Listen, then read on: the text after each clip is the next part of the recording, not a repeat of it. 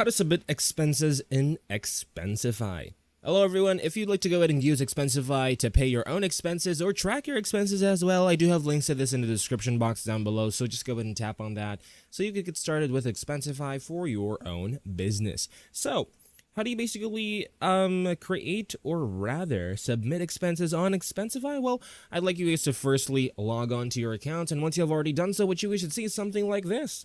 What we need to go ahead and tap on first is to tap on this plus icon and tap on create expense.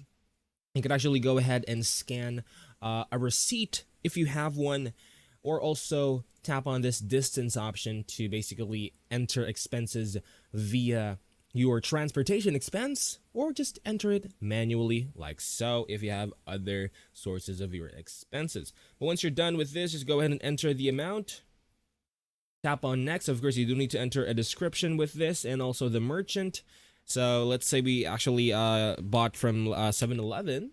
Tap on save and then create this quick expense. Once you're done with adding that expense, you could actually create a report for this by tapping on reports and then tapping on the plus icon again to create a new report. Now, if it's not located here, you do have that option located for your expenses over here. You do have the expenses and then as well as the expense reports right here. You could also tap on pay if you would like to do so and proceed with viewing each of the expenses that you have done before.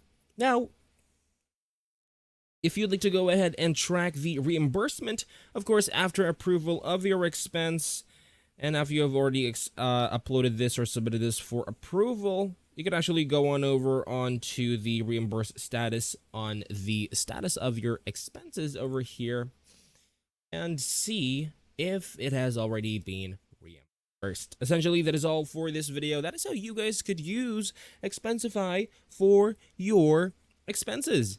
If you'd like to use Expensify for your expenses for your business, I do have links to this in the description box down below. Just go ahead and just tap on that so you could get started.